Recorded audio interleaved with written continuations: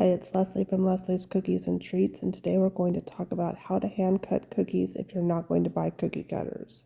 So this is dough right out of the refrigerator. It's maybe set out on the counter for a couple of minutes. I put a little bit of flour down and spread it around the parchment paper, and I'm rolling the dough out between two sheets of parchment because that way if it sticks at all, it'll just stick to the parchment and not to my roller. And it keeps it nice and smooth on the top surface. Sometimes though it does pull up on the parchment paper and it kind of curls, so you need to lift the parchment paper off and reposition it. Once I finish rolling out the dough, I am going to transfer it to a cookie sheet and pop it in the freezer. The reason for doing this is that having dough that's mostly frozen or partially frozen makes it much easier to hand cut the cookies without the shape getting distorted by the dough moving around. So while the dough is freezing, I'm going to move on to my hand cutting template. I'm going to cover both sides of the template with packing tape. That way I can reuse the templates to make these cookies again some other day, and I can wash them.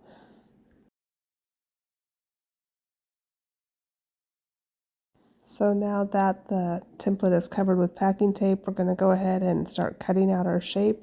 Just follow along the outline that's on the template and cut out your shape.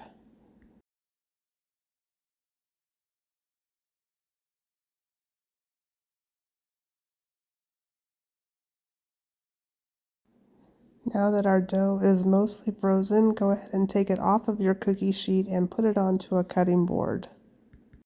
I'm going to use a craft knife that is only used for food to cut out my Franken-Gnome, but you can also use a paring knife.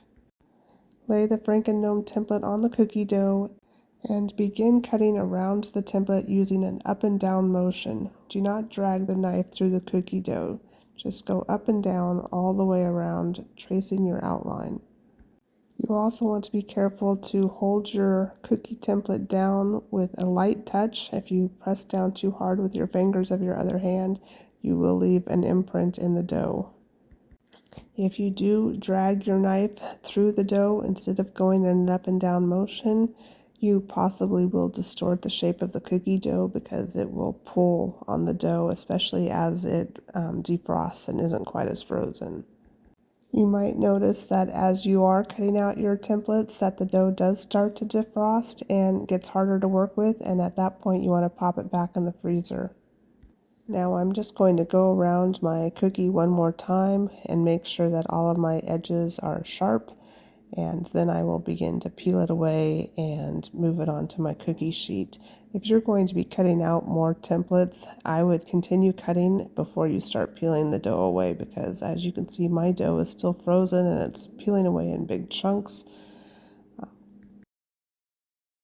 And whether your dough is frozen or not, it's very helpful to lift the cookie up off of the parchment by pushing up from underneath, and that way you can get it up without distorting or bending the cookie.